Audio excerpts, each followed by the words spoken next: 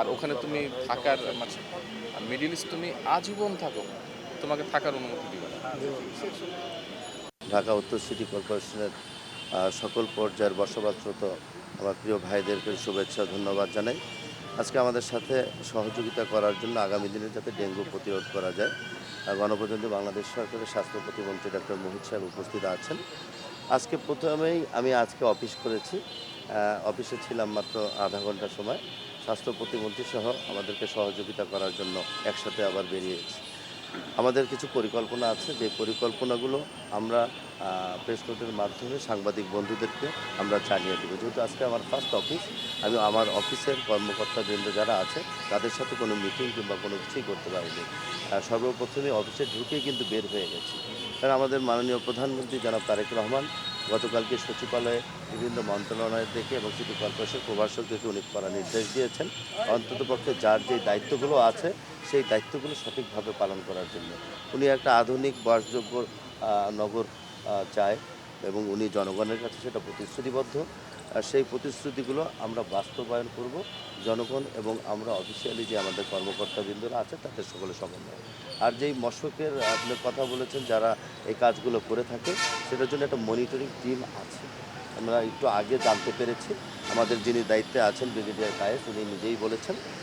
আপাতত এটুকু জানি, বাদবাকি একটু পরে আমরা অফিসে গিয়ে ডিপার্টমেন্টাল যে মিটিংগুলো আছে সেই মিটিংগুলোকে আমাকে অবগত করার জন্য আমি ইতিমধ্যে নির্দেশ দিয়েছি। জানার পরে আমি আপনাদেরকে জানাবো।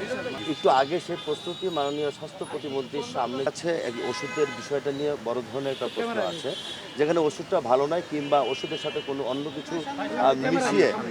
অন্য কিছু মিশিয়ে সেখানে ব্যবহার করা হয়, যেই কারণে মশা ঠিকভাবে নিয়ন্ত্রণে থাকে না। তো ওনারা যেইভাবে কথাটা বলেছেন আমাদেরকে, বিষয়টা ওরকম নয়। তারপরও বাদবাকি যে বিষয়গুলো আছে সেটাকে খতিয়ে দেখে আমি আপনাদের সাথে কথা বলতে পারবো। আমি তো আজকে জয়েন করেছি, আপনারা আমার পুরান সাংবাদিক বন্ধুরা, আপনারা সবাই আমার পুরান অনেক আগের পরিচিত বন্ধুরা। আমি আপনাদের সাংবাদিক বন্ধুদের কাছে সহযোগিতা চাই।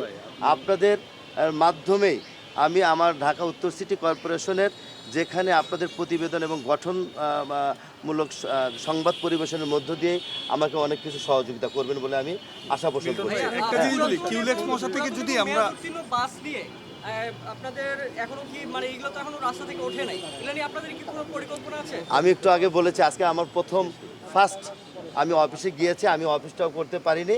আমি আপনাদের সামনে সরাসরিভাবে শ্বেতপত্র প্রকাশ করে আমি আমার পরিকল্পনা দেখেন। আমরা জনগণের সাথে দীর্ঘদিন একসাথে কাজ করেছি। জনগণই আমাদের প্রধান শক্তি। আমরা যেখানে প্রয়োজন হবে সামাজিকভাবে, আমাদের এলাকায় অনেক রাজনৈতিক কর্মীবৃন্দরা আছে, সেটা অন্য রাজনৈতিক দলের কর্মীও থাকতে পারে, সকলের সমন্বয়ে একটা ভালো দেশ গঠন করতে চাই। সকল রাজনৈতিক দলের সমন্বয়ে বলেছি আমি, কর্মী না, সমন্বয় হয়তো, ঠিক আছে? তা আমরা যেই জিনিসটা সবার আগে, বাংলাদেশ এই দেশটা আমার আপনার সকলের। তা আমি বারবার আপনাদের কাছে, আমার সাংবাদিক বন্ধুদের কাছে অনুরোধ করব, আপনারা আমাদেরকে সহযোগিতা করবেন। আপনাদের সহযোগিতা নিয়েই আগামী দিনে ঢাকা উত্তর সিটি কর্পোরেশনের সকল সমস্যার সমাধান করা।